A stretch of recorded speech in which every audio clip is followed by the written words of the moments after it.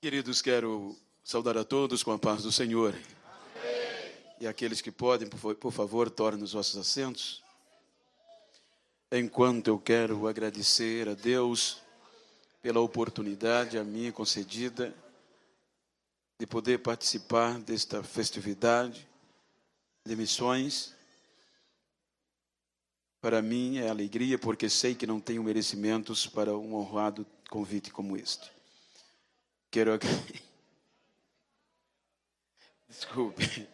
Quero agradecer ao pastor Adir,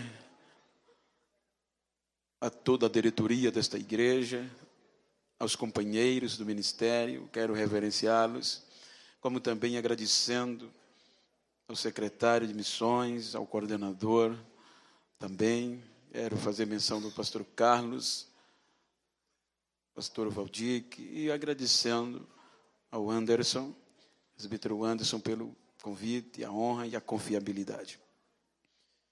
Extensivo a toda a igreja, que Deus abençoe a vós. Quero louvar a Deus pela vida da cantora, do seu muito digno esposo, por conhecer-nos. Amados, tratando-se de um trabalho missionário, requer-se uma palavra estimulativa. Haja vista que nós estamos vivendo tempos de desafios e confrontos. E eu quero falar-lhes uma mensagem motivacional no contexto missionário. Para tal, eu quero ler no capítulo 16 de Atos dos Apóstolos, ou dos Atos.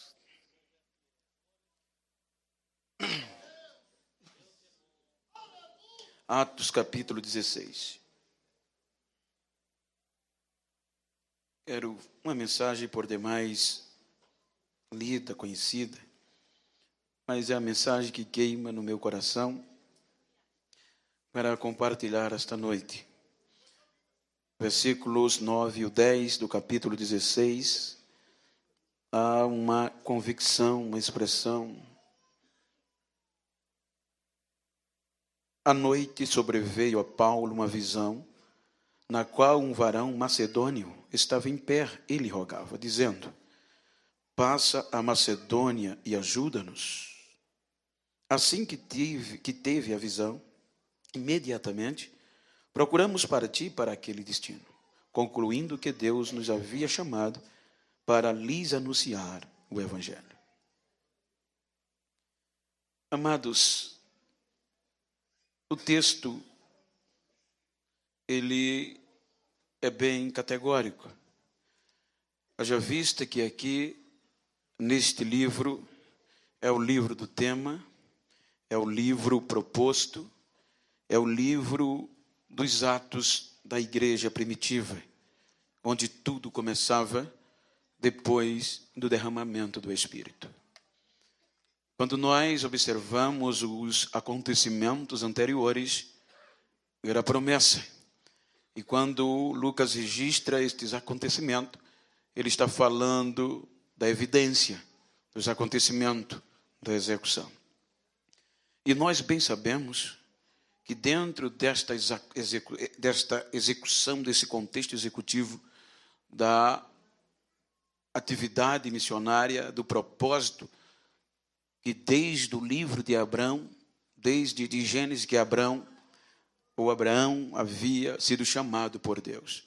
Então aqui estava se iniciando um projeto na sua inteira plenitude, quando o Espírito Santo desce.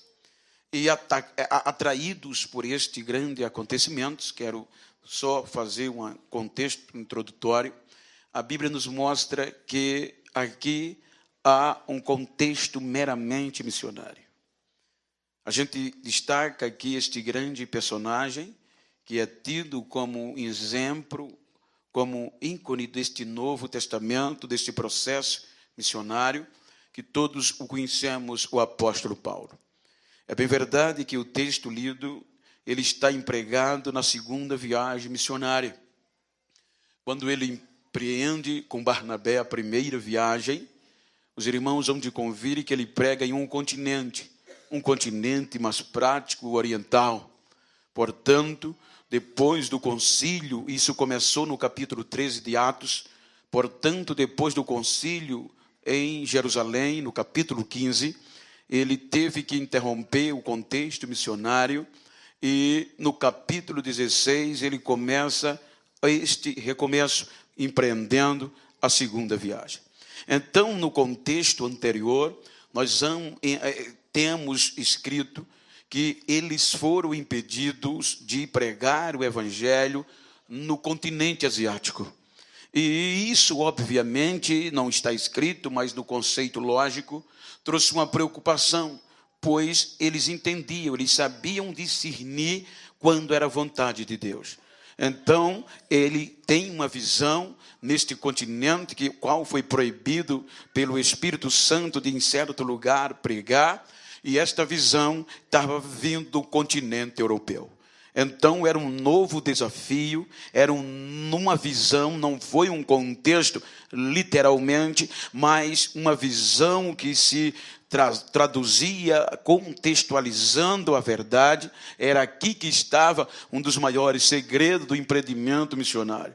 Então, quando ele tem, o apóstolo Paulo, esta visão, como líder de um contexto, de uma comitiva, partindo desse pressuposto, então ele subentende que aquela visão de um pedido de socorro da Macedônia, do continente europeu, isso levavam dias, empreendimento, custos e sacrifício. Então, ele faz menção, Lucas registra, que depois da visão, eles começaram a trabalhar urgencialmente para partir para a Europa, crendo que esta visão era um chamado de Deus para anunciar o evangelho em um continente que precisava ser desbravado.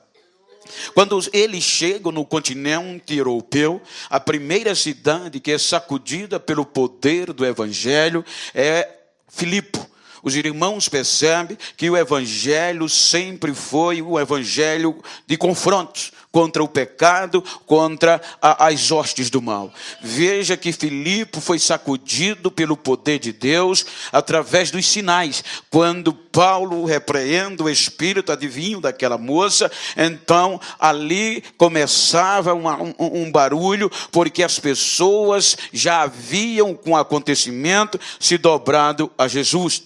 Depois, ele parte para a cidade de Tessalônica. Os irmãos hão de convir que esta comitiva só precisou de 3 dias, para os 3 meses, ou 30 dias, me perdoe aqui o engano, mas eu quero me basear de 30 dias para sacudir a cidade pelo poder do evangelho. Quando eles saem de Tessalônica, eles passam por Bereia, por Antena, pregando o evangelho, Atena, pregando o evangelho. Então, eles chegam na cidade de Corinto. O interessante é que quando Paulo chega na cidade de Corinto, esta igreja, ela começa de uma forma tão tremenda que se torna a igreja que tinha maior liberdade do Espírito Santo. A igreja de Corinto, ela era a igreja-chave deste continente. A Bíblia diz que a igreja de Corinto é fundada pelo missionário Paulo e aos seus acompanhantes. Isso implica dizer que a cidade, ela se tornou sacudida pelo poder do evangelho. Então, pessoas de todas as classes corriam para a igreja, para os pés de Jesus, a ponto que esta igreja se tornou a igreja melhor de se congregar daquele continente. Esta igreja, a Bíblia diz que ela tinha um poder espiritual tão grande, pelo poder do evangelho, que a unção do Espírito Santo tinha plena liberdade, que é nela que os dons do Espírito Santo era visível na evidência do dia a dia. Então, esta igreja era uma igreja que qualquer um queria congregar, que qualquer um queria ser membro do seu contexto, queria ser obreiro, porque o Espírito Santo tinha liberdade de atuar de uma maneira visível e transparente.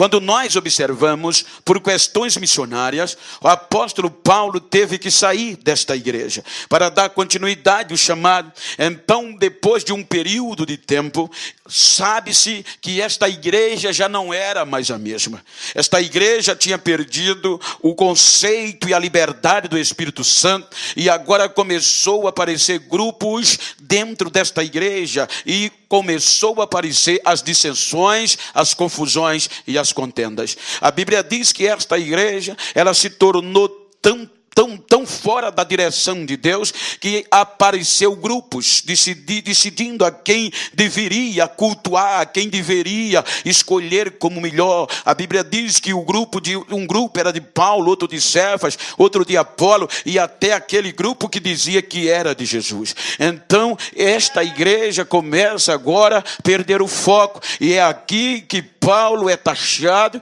é aqui que o ministério, a chamada de Paulo, passa pelo a maior gravidade para que ele pudesse desistir. O interessante é que você vê Paulo sofrendo com chibatadas, sofrendo com açoites, com prisões, mas nada afligiu mais a sua alma do que a dissensão da igreja de Corinto. A ponto que ele, quando sabe, ele escreve urgencialmente, estimulando os irmãos, porque se pensavam que ele ia desistir do chamado, estavam redondamente enganados. Se você observar no capítulo 2, você vê, ele começa dizendo, mostrando aos irmãos, que como era um exímio pregador, era um poliglota, era um homem que na época não tinha no contexto missionário ninguém como ele. Foi um homem que foi escolhido por Deus para levar a mensagem ao gentio diretamente por Deus. Então ele começa no capítulo 2 falando que aos irmãos, saibam, irmãos, ele fala da capacidade espiritual. Ele diz, quando eu cheguei para pregar aí em Corinto, mas o texto diz, no meio de vós, veja que eu não cheguei com sabedorias humanas, nem usando filosofias, mas eu cheguei pregando a não ser a Jesus Cristo e este crucificado. Ele chega dizendo, eu não cheguei usando de artifícios de movimento, mas eu cheguei cheio do poder de Deus para transmitir o evangelho. Veja que quando nós passamos o capítulo 2 e o 3, ele vai falando dos acontecimentos, mas quando ele chega no capítulo 4, ele dá um resumo do que é uma chamada missionária. Ele começa dizendo, irmãos, importa que os homens nos considerem como ministros de Deus e dispenseiros dos mistérios de Deus. Ou seja, mistérios é aquilo que está oculto, que está escondido. Isso implica dizer que Paulo estava dizendo que cabe a nós, os que fomos chamados, sermos responsáveis de descobrir, de dispensar, de mostrar o oculto de Deus que o mundo não sabe e não conhece. E ele diz mais, e requer-se do ministro que cada um se ache fiel. Quando ele chega no versículo 9, ele mostra o que é um verdadeiro missionário. Ele faz um parecer.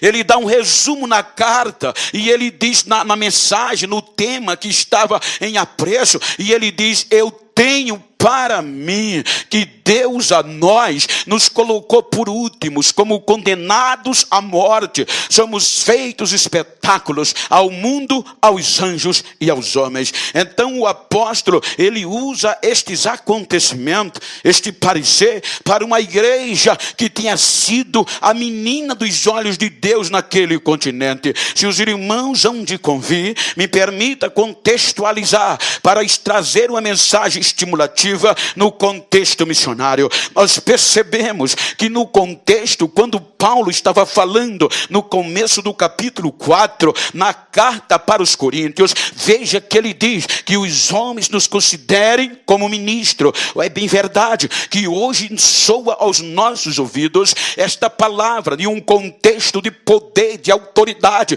principalmente no meio político, mas na realidade, no contexto da época, na etimologia normal e real, isso aqui quer dizer servo. Quando ele usa a mensagem ministro, ele está usando que os homens nos considerem como servos, como repuretes, que é no original. E isto aqui, ele toma uma lição, ele passa para os irmãos de Corinto uma experiência vivida no começo da chamada. Ou seja, a palavra aqui, ministro, quer dizer aqueles que remam. Era o termo usado para aqueles que conduziam as embarcações nos grandes trajetos dos mares revoltos naquela época. Por quê? Porque quero tomar a história para os irmãos entender. Este personagem que a gente se espelha, que quando ninguém falando de missão ou doutrina se afasta das cartas dele, ele tinha tudo para não ser o que hoje ele foi e que hoje ele é no nosso meio histórico. Ou seja, ele tinha tudo para ser uma celebridade, para ser um homem atraído debaixo dos aplausos. Haja vista que Saulo, antes do nascimento dele, não é à toa. Por quê? Porque nesta autoridade, nesta atualidade, no contexto da época, haviam 3 nações que sobressaíam no mundo antigo. Quando eu digo sobressaíam, eram as nações que as pessoas almejavam, que as pessoas tinham para sonhos, para a sua vida, para a família. Eram 3 nações que ofereciam a questão rentável, um futuro promissor. Era a Grécia, porque era detentora da filosofia, da sabedoria, era detentora do conhecimento. Pelo outro lado, a probabilidade vinha de Roma, que era detentora da lei. E em terceiro estava Israel, que era detentora da religião. Essas 3 nações era o alvo das pessoas, era alvo das pessoas migrar para lá, independente de onde esteja. Irmãos, hoje eu ouço relato de pessoas, quando eu estou pregando na América, que você chora, pessoas que empreendem uma viagem louca pelo México para cruzar a fronteira furtivamente, porque realizar o sonho americano. E eu posso dizer com certeza, porque todo mês eu estou lá, é debaixo do céu, talvez o melhor lugar que tenha de futuro promissor. Porém, tem que ralar. Mas aqui não. Eram essas 3 grandes nações. Mas o engraçado é que surge no meio do contexto romano uma cidade que começou a atrair as pessoas. Uma cidade que se apresenta em um crescimento de 3 pilares assustador, que era a cidade de Tarso. A história diz que esta cidade começa agora a bombar no contexto do mundo antigo. Como? Ela era um crescimento acadêmico. Ela começa a surgir em 3 aspectos, em 3 segmentos, em 3 pilares: político, econômico e cultural. Primeiro era o cultural, que começou a dar nome a esta cidade. A cidade de Tarso agora ficou conhecida por conta dos seus grandes filósofos, matemáticos, eruditos, que se formavam em Tarso e saía levando a fama dela por toda a região. Ou seja, era nesta cidade que estavam os maiores mestres da academia da época. Era Nestor e Antenedoro. Estes homens eram responsáveis por formar homens eloquentes no contexto acadêmico. E então a cultura dos moradores de Tarso,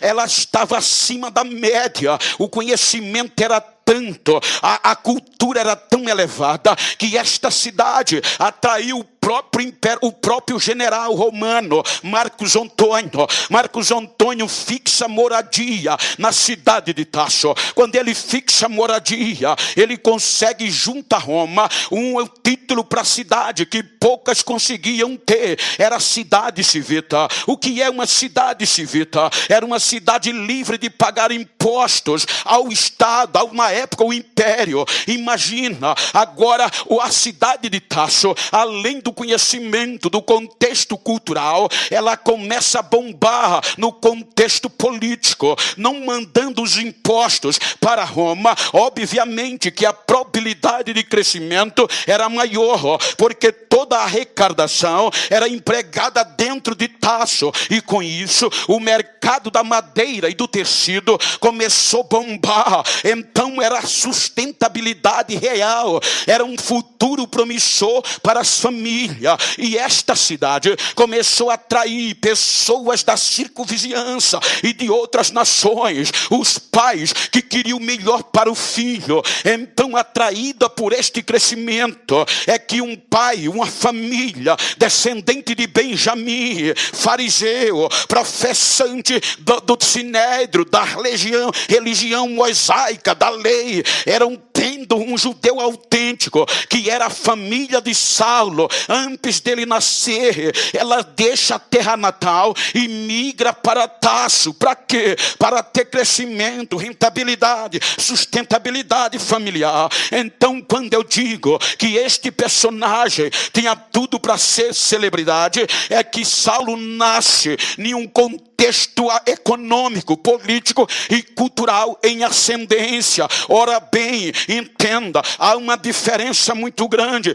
com todo respeito e amor à minha terra e a todos os nordestinos, mas é diferente você nascer em São Paulo e nascer em Maceió. Por quê? Não é desigualdade, a probabilidade de crescimento é bem maior, o centro maior está aqui, o acesso à universidade é bem melhor, o acesso ao conhecimento é bem melhor, a renda per capita é bem melhor. Então há um investimento maior, há uma probabilidade empregatíssima de empregabilidade melhor. Então isso é o que mostra, quando ele nasce na cidade de Tarso, ele nasce em um contexto crescente, em total ascendência. Então qual era a probabilidade dele se tornar criativo como ele era, um grande homem? Porém, ele nasceu num berço judaico, mesmo em Roma. Daí vem o título cidadão romano, porque a Tarso estava no contexto de Roma. Então agora ele começa a crescer. Porém, o pai, como um bom judeu que era, todo sábado ele participava do contexto da sinagoga, e na sinagoga havia uma preocupação por parte dos mestres rabínicos. Qual era? Eles batiam muito no contexto familiar. Os líderes ensinavam aos pais como criar o menino. Olha, eles ensinavam que o pai deveria ensinar o menino não é no caminho que se devia andar, conforme está em Provérbio. Ou seja, há uma diferença. O caminho você mostra, no caminho você está junto. Então o pai tinha que acompanhar o crescimento do menino, e quando ele completava 5 anos, ele catequizava a mente do menino sobre quem era Deus. Então quando o menino crescia, já sabia, o pai estava com ele no caminho. Para quê? Para quando ele crescer, não se esquecer dos exemplos de quem era o Deus de Israel.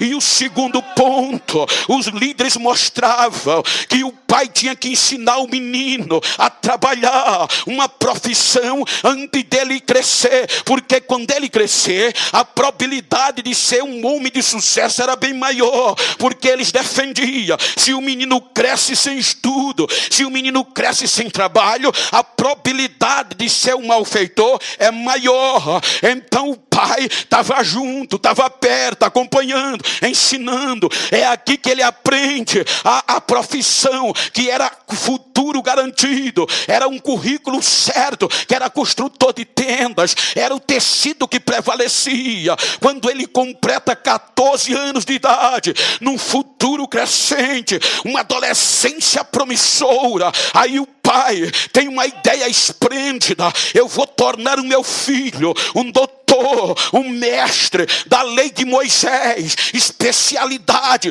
combater seita. Então o pai pega Saulo e manda ele para Jerusalém, estudar onde? Na melhor faculdade. Quem era o mestre? O melhor, que era Gamaliel. Quando Saulo chega para estudar a lei de Moisés, com 14 anos, agora diz Paul Gardner que Jesus era mais velho do que ele 10 anos. Então Paulo chega era com 14, Saulo, e Jesus está com 24. Os dois só apareceram no Bar Mitzvah, quando foram sabatinados com 12 anos. Porém, agora Jesus ainda tinha 5 anos para ser cheio do Espírito Santo. E Saulo, ele tinha 10 anos para se tornar um doutor, porque a grade curricular desta academia exigia, se quer ser alguém, quer ser um mestre, tem que estudar 10 anos ininterrupto. Então, quando Saulo completa 5 anos de faculdade, e olha que ele mesmo diz em Atos, ele era o cara, ele tirava nota máxima, ele sobressaía sobre todos que estudavam com ele. Agora imagina, quando ele completa 5 anos Jesus de faculdade, Jesus completa 29 de idade. Aí Jesus entra, o Espírito Santo toma Jesus. O Jesus agora começa a fazer as obras pelo poder do Espírito. Veja que Jesus entra, a Bíblia diz que a fama dele se expandia por toda a região, e Saulo ainda tinha 5 anos para ralar. Ou seja, Jesus, ele começa a revolucionar, a perturbar não só Jerusalém, mas todo o império. Ele levanta o caído, ele levanta o que estava prostrado, ele ressuscita morto, ele levanta coxo, ele dá vista ao cego. Ele pregava uma mensagem meramente missionária, que o povo dizia: ninguém nunca pregou desse jeito. Que homem é esse, que até o vento, que até o mar lhe obedece? Quem é ele?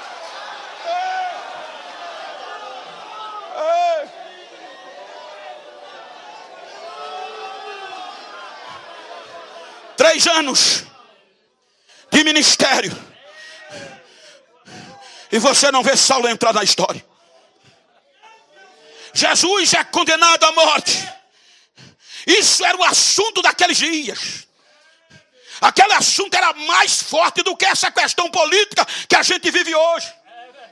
O assunto naquele dia era Jesus, o perturbador da ordem pública. Levam ele à cruz, pensando que iam matá-lo definitivamente. Só precisou de 3 dias. Depois de 3 dias, ele volta a viver. Quando ele ressuscita, olha como ele aparece à igreja. Meu irmão, não é fácil. Não é fácil.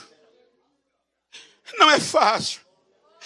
Quando prenduram Jesus na cruz, que o sepultam, os discípulos desmoronam. A obra parecia que tinha parado ali.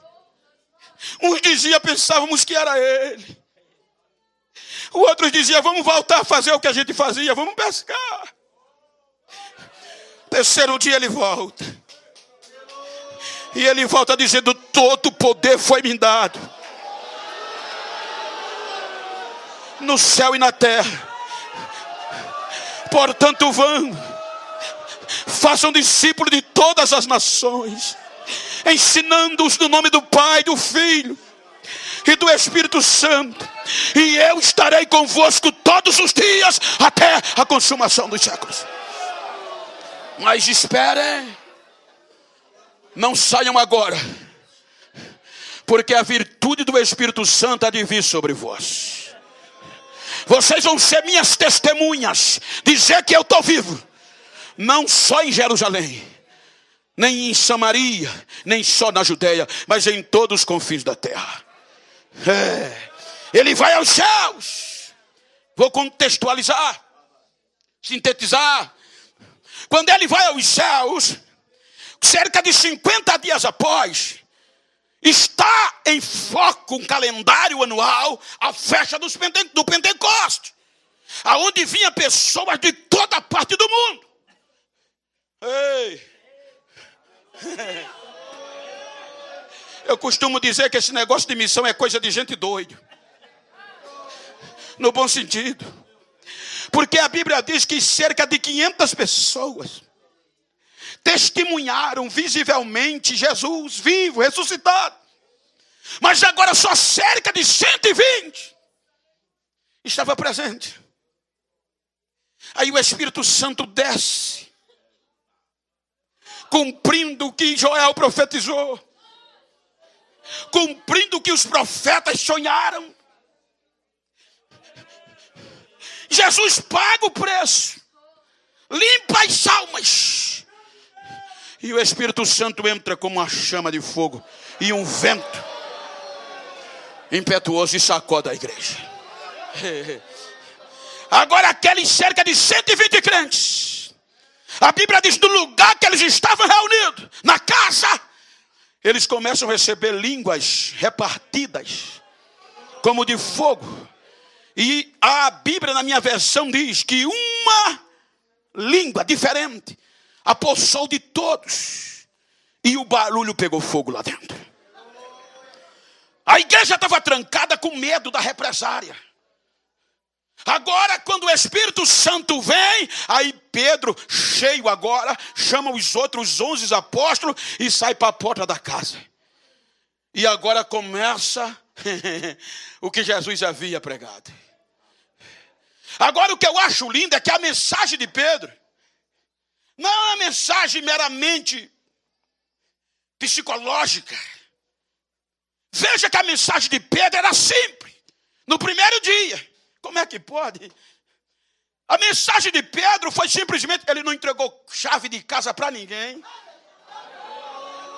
Veja que está em Atos dos Apóstolos, é o livro do tema, você pode ler quantas vezes quiser. Ele não pregou prosperidade, chave de carro, BMW para ninguém. Ele não pregou meramente conhecimento, que é bom ter, mas ele prega o que fizeram com Jesus. Simples. Quando o povo murmurava, ele prega, olha que mensagem, irmãos, varões, israelitas, vocês que estão em Jerusalém, escutem-me, por favor. Cheio até a tampa. Eu vou sintetizar. Este Jesus, vocês conhecem ele. Porque foi por meio dele que vocês contemplaram que Deus o usou de uma forma tão grande. E através dele Deus fez milagres, sinais e prodígios. E foi no meio de vocês. E vocês sabem. Portanto, vocês não o reconhecendo, o mataram pela mão de pessoas injustas. Isso é mensagem diferente. Mas eu tenho uma coisa para dizer a vocês, saibam. Vocês mataram ele, mas a morte não pôde prender ele. Porque Deus quebrou as cordas da morte e ele está vivo e está vivo para sempre. Quase 3.000 almas. Sabe qual é o mal da minha geração? É que a gente quer pregar muito conhecimento. Palavras difíceis. Porque a mensagem da ressurreição, a mensagem da cruz, não dá mais agenda não. Todo mundo lê, todo mundo sabe. Aí tem que entrar psicologia, tem que entrar psiquiatria, tem que entrar chave de carro, isso e aquilo. Não, é a mensagem da cruz que ainda faz a diferença.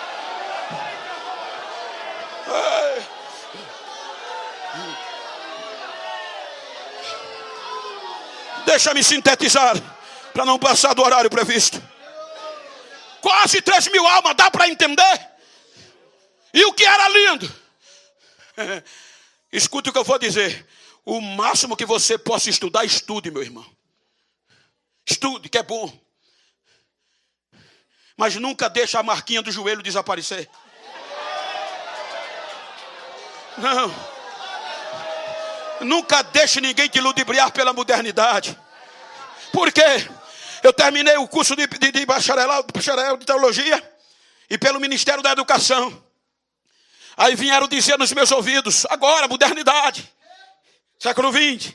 E vieram me dizer, Bento do céu, eu fui escolhido, Jesus me tirou lá do dentro da cana, me colocou para estudar com os doutores, me tornei doutor, e agora me escolheram para juramentar, para ser juramentista da turma.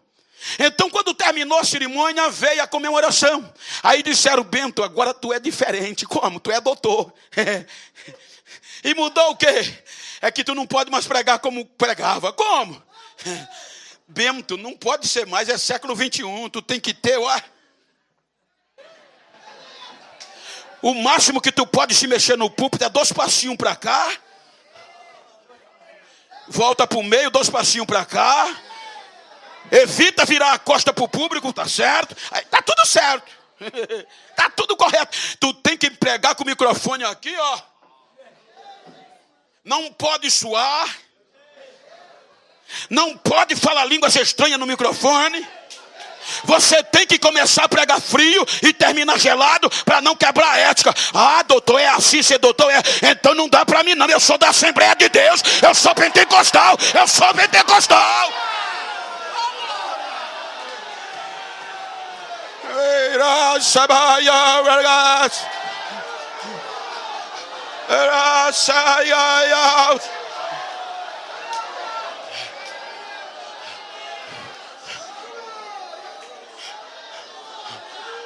Segunda pregação foi mais linda ainda.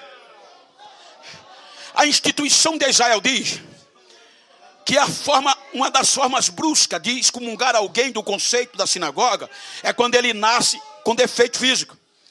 Não serve nem para adorar. Quem nascia nessa época com defeito físico não servia para adorar, porque era anátema.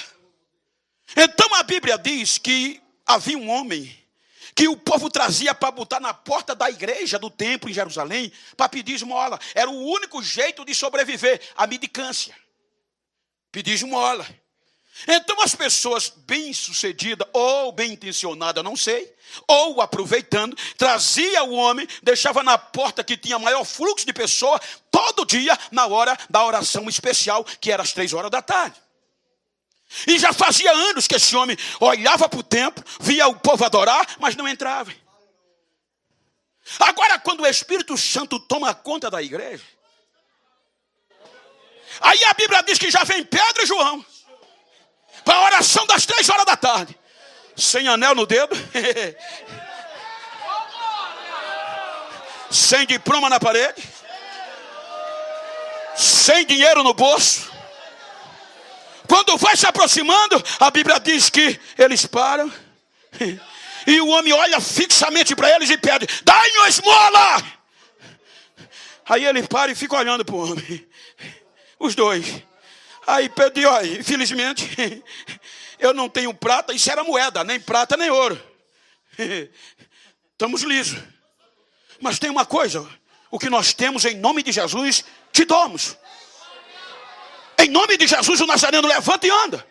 O homem parou, não entendeu. Aí ele pega na mão e diz: em nome de Jesus, o Nazareno levanta. Aí o homem dá um pulo.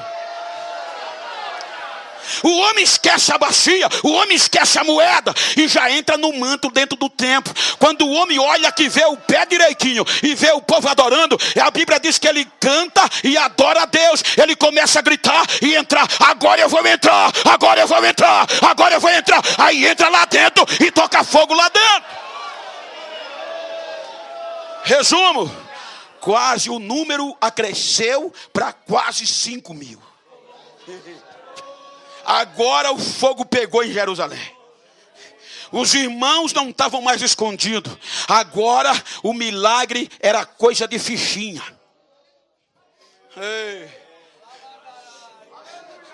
Hoje a gente se assusta quando Jesus batiza um crente nos nossos cultos. Mas não era assim.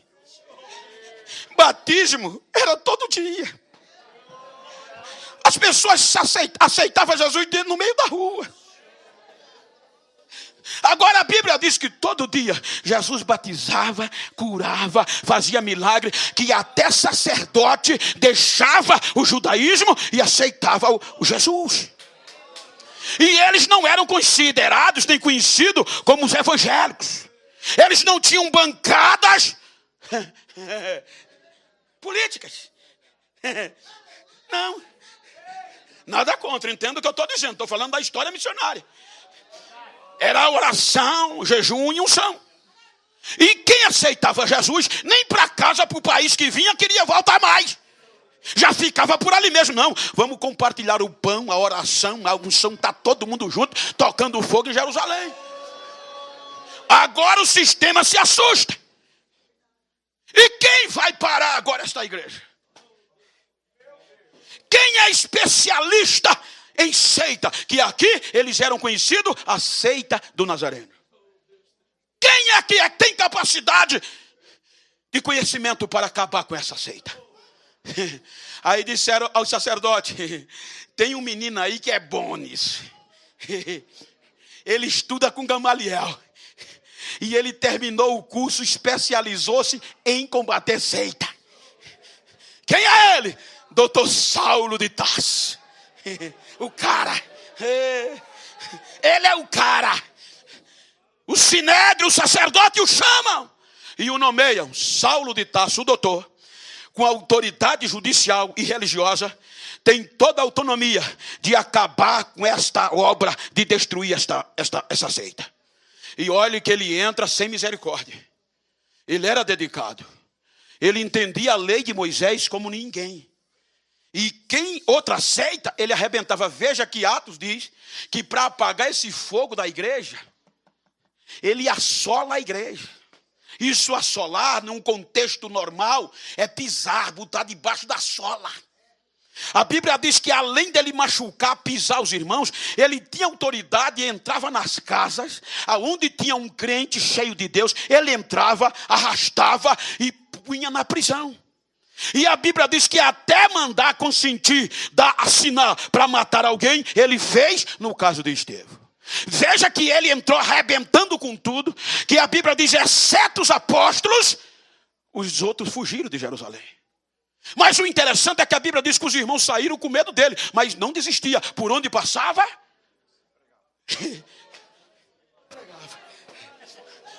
A vida não era preciosa para eles. Quando o doutor Saulo pensou que estava abafando, aí chegou a notícia. Doutor Saulo, pois não? O senhor lembra aqueles crentes que o senhor botou para correr de Jerusalém? O que está acontecendo? Morreram? Não. Eles estão lá em Damasco, doutor. Ai, ai, ai. A cidade de Damasco está pegando fogo, doutor Saulo. O Jesus dele está salvando, curando. As pessoas estão aceitando como água lá. Veja o que é que Atos dos Apóstolos diz. Saulo respirando ameaça de morte. O desejo dele era arrebentar, matar todo mundo. Aí ele vai aos sacerdotes, pede uma carta que no contexto do direito é fé de ofício, uma carta com autoridade tanto da lei como da religião, que era importante na época, para ir a Damasco e trazer preso para Jerusalém todos e qualquer um que fizesse parte daquela seita. Mas ele vai com ódio. Os soldados guardando ele, já parte ele. Quando ele vai chegando em Damasco, ai...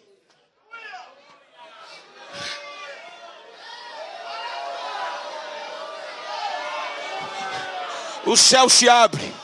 Quando o céu se abre, o nosso Jesus grita do céu: Saulo, Saulo, por que você está me perseguindo?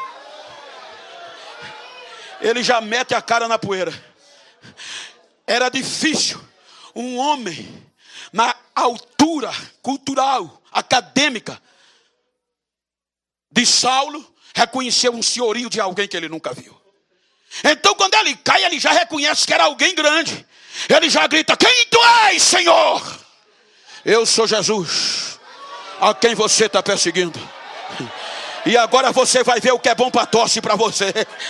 Agora você vai ver o quanto é difícil recalcitrar contra os meus aguilhões. Agora você vai ver. O homem que foi com ordem, decreto, ódio, para prender os crentes, já entra na cidade de Damasco, crente, orando e jejuando. 3 dias. Que a gente nem a gente faz mais hoje, né? Eu digo por mim, a gente me perdoa, o Genival. Quando Jesus me salvou, eu passava 1 semana jejuando. Hoje 1 hora já dá dor de cabeça.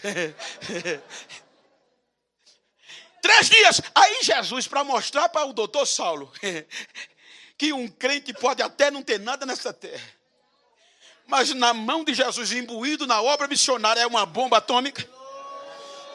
Aí Jesus dá uma visão a Ananias na noite.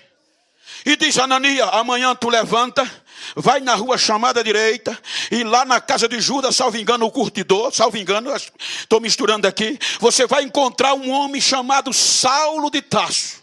Jesus mesmo diz, ele está orando, está jejuando, você vai orar por ele, para ele restaurar a visão, que ele já entrou cego em Damasco.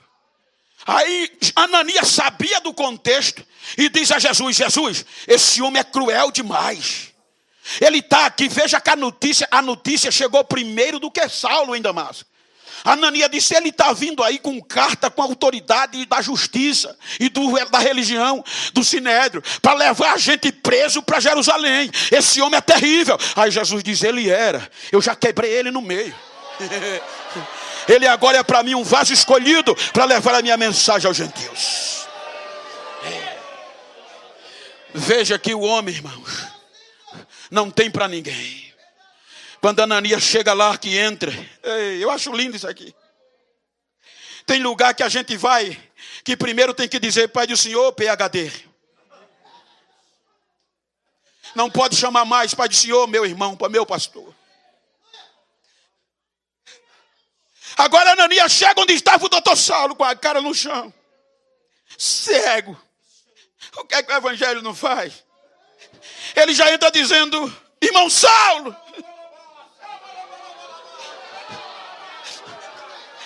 o Jesus que te apareceu no caminho me mandou aqui. E ele me mandou orar por você, para você restaurar a visão. O Saulo se levanta, Ananias estende a mão. Quando ora, a Bíblia diz que as escamas caem dos olhos, e Jesus batiza Saulo com o Espírito Santo. Agora ele pega fogo. Agora ele é cheio da virtude do Espírito Santo. Tem muitos lugares por aí que doutor não fala em línguas estranhas mais não. Doutor não profetiza mais não. Botou um anel no dedo, nem línguas estranhas fala mais. Mas no púlpito da Assembleia de Deus, na nave da Assembleia de Deus, doutor ainda fala em língua. Doutor ainda profetiza. Deixa eu ouvir o barulho.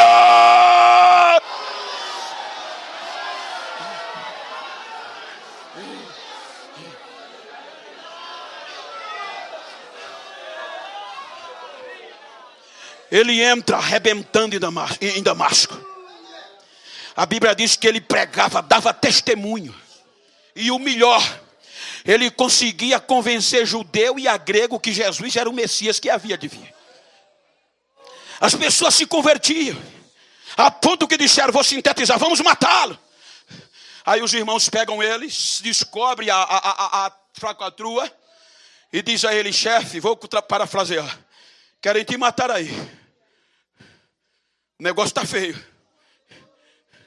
Saiu de Jerusalém para Damasco com autoridade.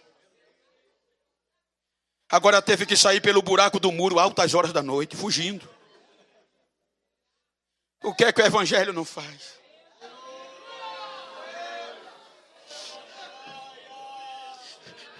Parte para a Arábia. Arábia é sinônimo de deserto. Não volta para Jerusalém. Ele vai para o deserto. E é lá que a gente se sente só. É lá que dá vontade de desistir. É lá que a gente aprende que o anel é bom, é bonito, mas não faz muita coisa. Nesse reino não. É lá que o sangue corre. Mas é lá que a gente aprende a ser dependente de Deus. É lá que a gente aprende a viver dependente dele. É lá que a sarça pega fogo, mas não se consome. É lá que a gente aprende os milagres de Deus e sobreviver. Ele diz que passa alguns anos lá e depois volta para Damasco. Sintetizando, depois de Damasco ele vai para Jerusalém. E ele diz, não fui ter com ninguém, a não ser Pedro e, salvo engano, o outro. Quando ele chega em Jerusalém, já sem fama, agora o missionário Saulo, a Bíblia diz que ele era tão terrível, que mesmo sem fama, ele ia para a praça pública dentro de Jerusalém, pregar. E ele não pregava para qualquer um, a Bíblia diz que era para os gregos. E os gregos eram os doutores da época, os detentores da sabedoria e da filosofia. E o interessante é que a chama de Deus era tão grande que a Bíblia diz que Paulo conseguia convencer os gregos que Jesus era o Cristo, e os gregos dobravam o joelho e aceitavam. Aí o sistema sobe, vamos matá-lo. Agora em Damasco não podia mais voltar. Em Jerusalém agora queria matá-lo. Aí Barnabé e João Marco levam ele para a casa de João, na casa de Maria, mãe de João Marco. O que é que a gente faz com ele agora? Ei, em Damasco não dá. Aqui, se botar a cara de fora, parafraseando, leva fogo. Vamos mandar ele para casa, para Tarso. Escondido, para ninguém saber.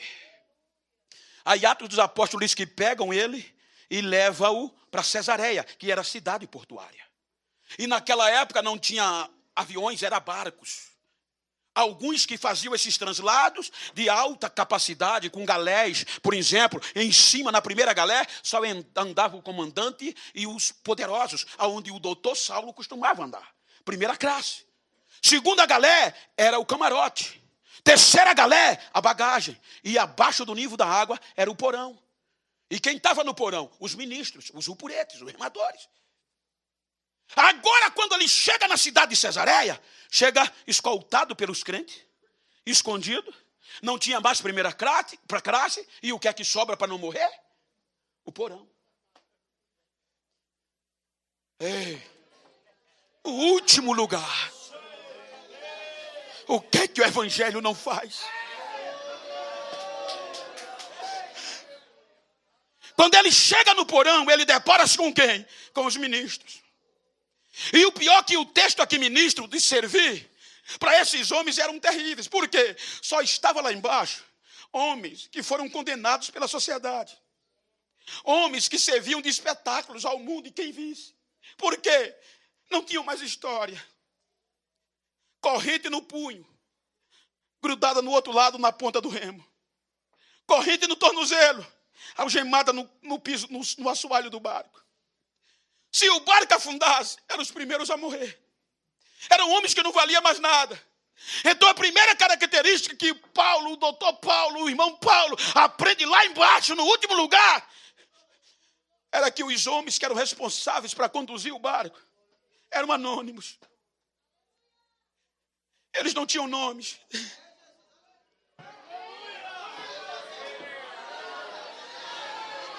Eram acorrentados no barco. Mas eles não desistiam. Eles sabiam que um dia a história deles ia soar.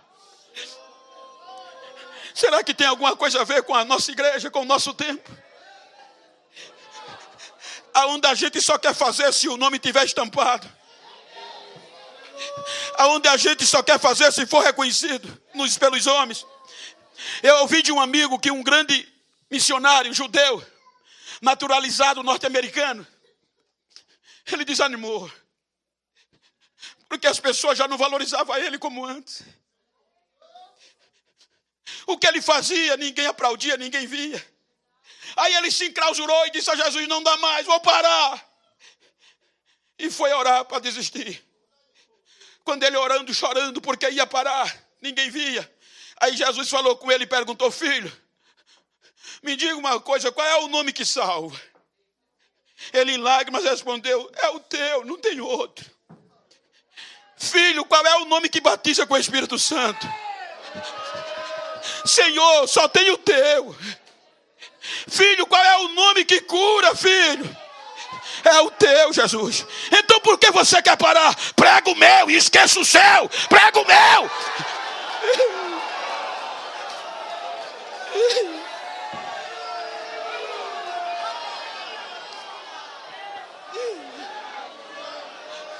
Anônimos.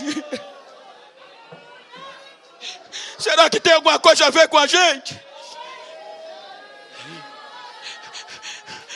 Nesses últimos dias, Deus tem uma urgência em anônimos. Ei, ei.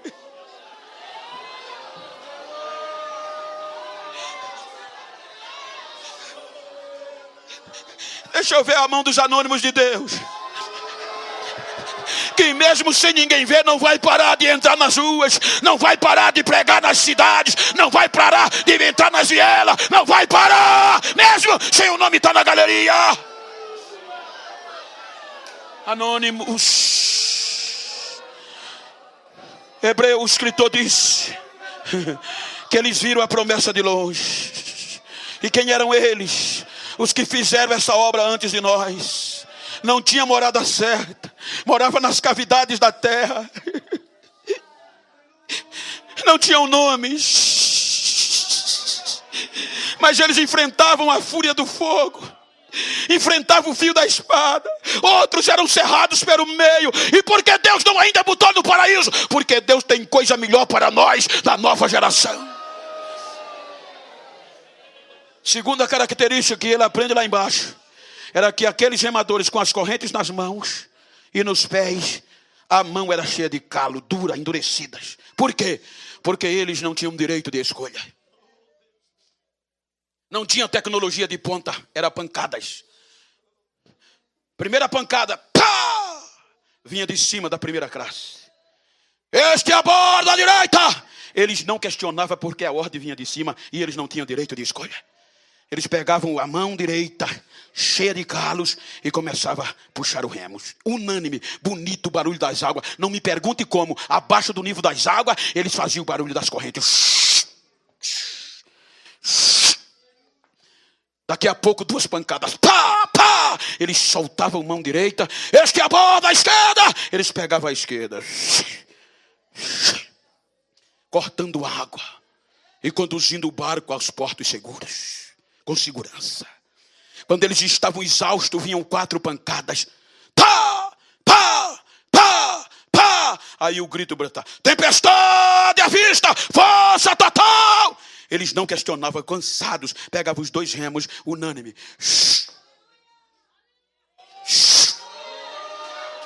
Só se ouvia o barulho das correntes e as águas sendo cortadas. A história diz que alguns morriam, mas não largavam o remo. Morriam agarrados. Tiravam, quebravam as correntes, jogavam-os para fora e colocavam outro no lugar. Ei, olhe para sua mão assim e diga comigo: pastor Adi, mais forte, pastor Adi, pode bater, que nós faz assim.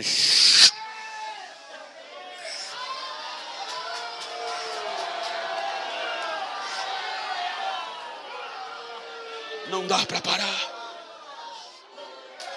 A ordem vem de cima, não dá direito de escolha.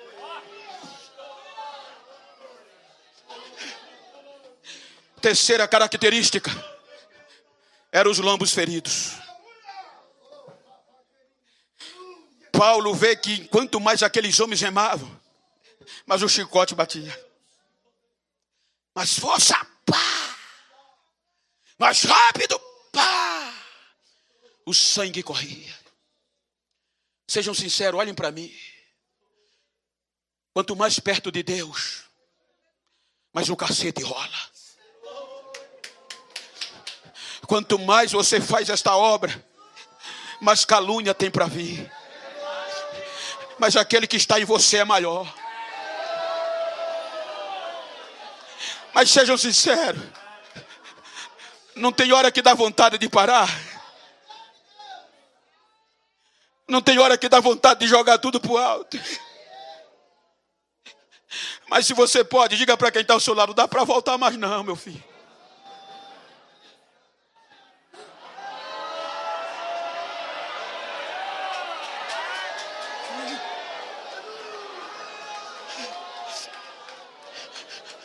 O lindo é que ele não deixa ninguém para trás.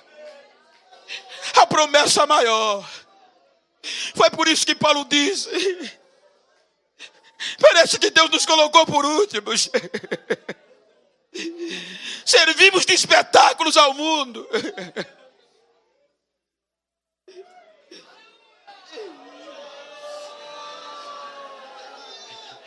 Hoje está bonzinho, mas não era assim. com todo respeito, eu estou dizendo no lado construtivo. A gente não tinha muitos doutores nas nossas igrejas. A gente não tinha celebridades. A gente não tinha ninguém que tivesse disco de ouro gravado. Não precisava depositar cachê para ninguém vir pregar. Eram os ignorantes. Sem carro, sem tan, sem gol. Quando tinha era um cavalo ou uma bicicleta. Passavam 15, 20 dias fora de casa para ganhar uma alma.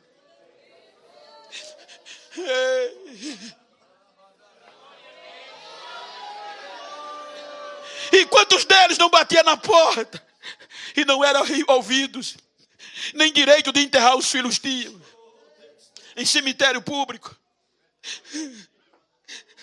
Não tinham tweets, não tinha Facebook, não tinha microfone sem fio, não eram filmados. Mas olha como eram os nossos congressos. Olha como eram os nossos cultos. Eles não tinham nada disso, mas tinha o poder, a virtude do Espírito Santo era coberta sobre eles. Quantas vezes, para terminar o culto, eu não saía com os crentes dentro dos carros de mão, porque embriagados pelo poder de Deus. Quantas vezes os crentes saíam profetizando no meio da rua, e os não crentes, para não escandalizar, hoje escandaliza, na época não, os não crentes saíam correndo atrás, eu quero, multidões aceitavam Jesus. Hoje ser cheio da virtude é escandaloso. Você pode pingar azeite, se não falar bonito. Eu fui pregar em um congresso de missões, como o senhor pastor, com todo respeito, o pastor aquela não me conhecia até o então, e disseram a ele, quando eu cheguei no ginásio, 25 mil pessoas aproximadamente, quando eu fui subindo só tinha gente grande, com todo respeito e ética e reverência, mas só tinha gente grande no altar. Quando ele viu o pretinho subindo, ele perguntou, quem é aquele, como assim você... Quem é aquele moreno que vai subir no altar? É o pregador da noite. Quem ele é? É Genival, é lá de Maceió, de Alagoas. O pastor disse, rapaz, um trabalho de uma envergadura dessa, tu vai convidar um nordestino. E para piorar, preto do beiço virado. Tu quer acabar com o congresso? Custou caro. Ele levantou, foi a mim e disse, Bento, infelizmente, olha para o altar, só tem gente grande, não vai dar para tu pregar. Tudo bem, pastor, que é isso? Tá bom, você não fica triste não? Não, que é isso? Aí quando ele virou, andou 2 passos, aí voltou, olhou para mim de cima a baixo e disse, mas te convidaram para não ficar feio. Tu já entra agora, nem precisa dobrar o joelho. Vou te integrar o microfone, 10 a 15 minutos, diz qualquer coisa e senta. Tá bom? Tá. Só que ele olhou para a cara, não olhou para a virtude do Espírito, que é a unção. Eu já entrei com 220. Quando deu 10 a 15 minutos, Jesus disse, agora eu entro. Imagina um ginásio pegando fogo. Jesus batizando, era crente correndo, pulando, o altar pegou fogo. Jesus começou a tocar fogo nos doutores. Os doutores gritavam, a glória é dele, a unção é dele, ele dá quem quer, ele usa quem quer. O pastor começou a olhar para mim, chorava feito criança, falando em mistério, olhava para mim e só tinha o direito de dizer, vai negão, vai negão, vai negão, vai negão. A unção, a unção, a unção, a unção, a unção, a unção ainda faz a diferença.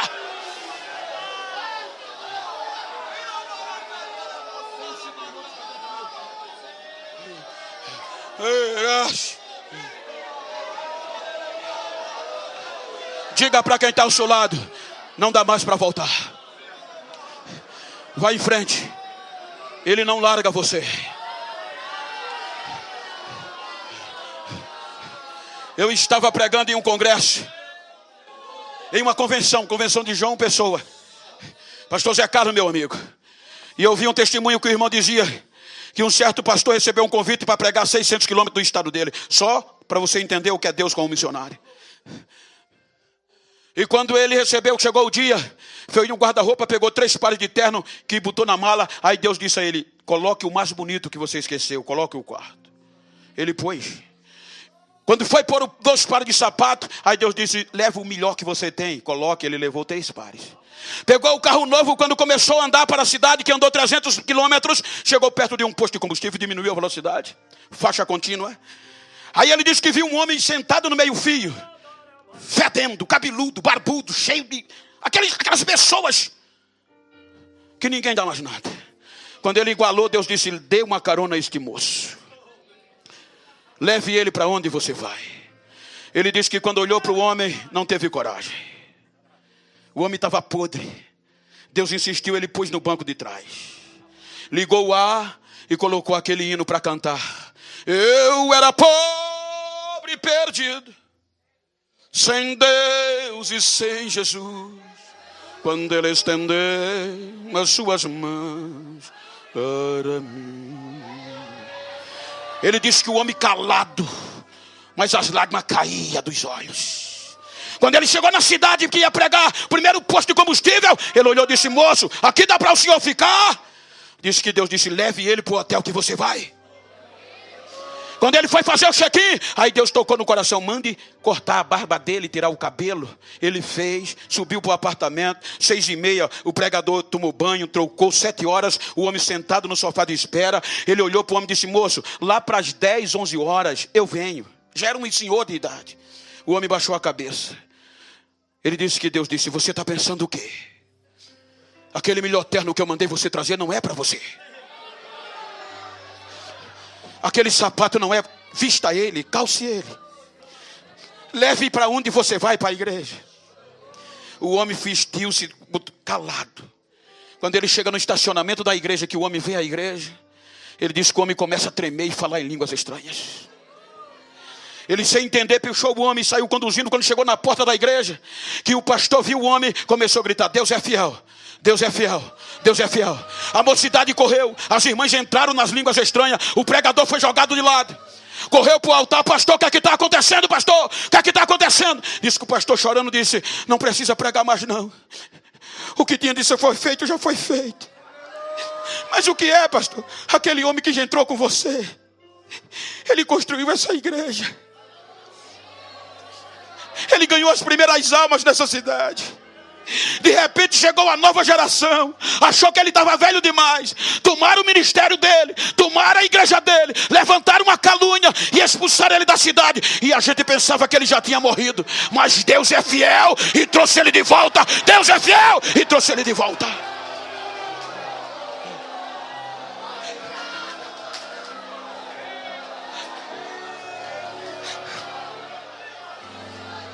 Parece que Deus nos colocou por últimos, mas que os homens nos considerem como ministros. E requer-se do ministro que cada um se ache fiel. Paulo continua dizendo, nós temos servido de espetáculos ao mundo, aos anjos e aos homens. Olha o que é que ele diz, até agora sofremos fome, não tinha churrascaria. Até agora a gente não tem morada para onde ir. Somos considerados esterco desse mundo. Vocês são ricos, mas nós pobres, mas alegres, sem desistir. Fique de pé se você pode.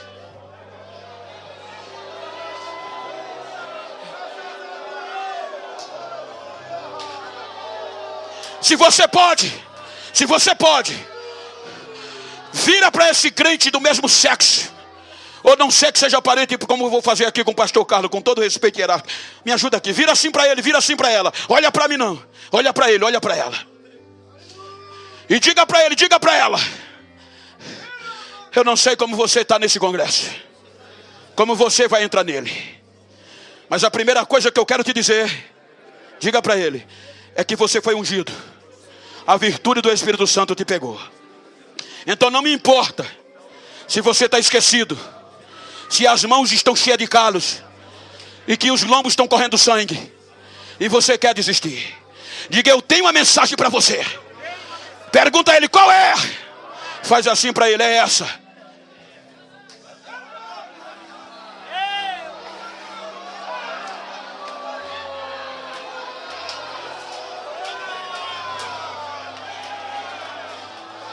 Abraça ele, abraça ela, chora com ele.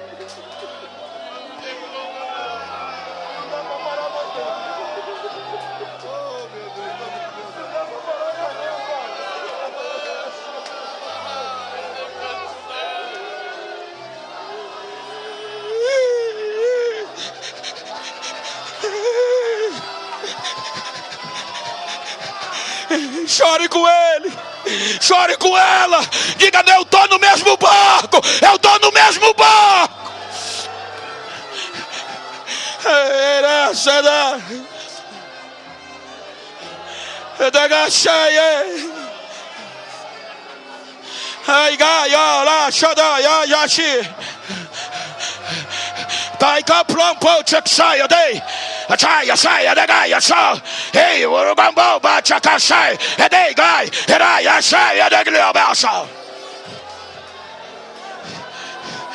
templos.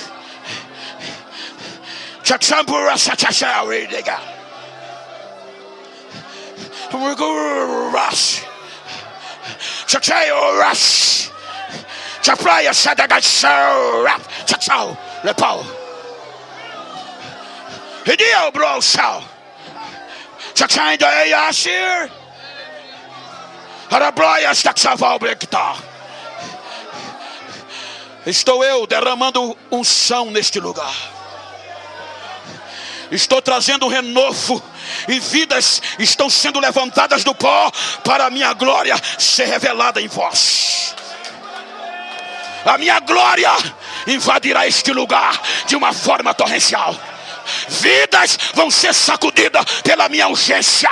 O meu espírito vos abraça agora, e eu distribuo os dons espirituais no meio de vós, para que vocês saibam que eu tenho urgência. Recebam a glória do meu espírito no meio de vós agora, diz o Senhor desta igreja. Agora!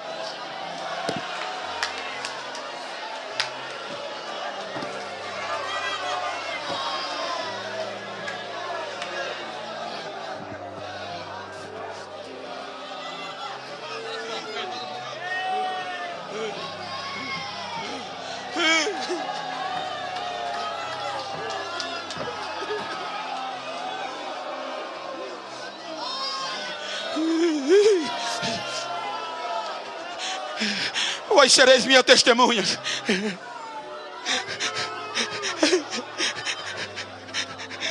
E ser testemunha tem as marcas.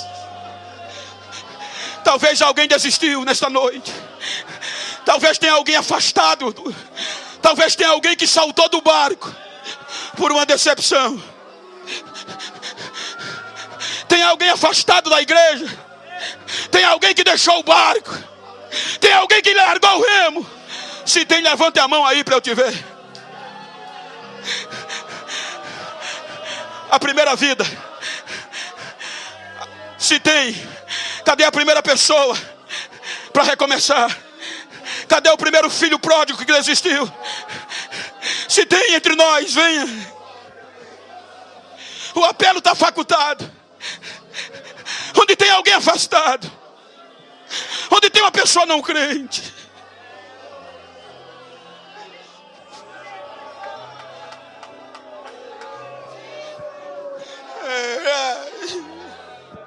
obrigado, meu pastor. No meu barco a remar, sobre as ondas pelo mar, mesmo na bonança ou no furacão, não desejo mais parar, minha rede eu vou lançar, muitos peixes levando para o Senhor.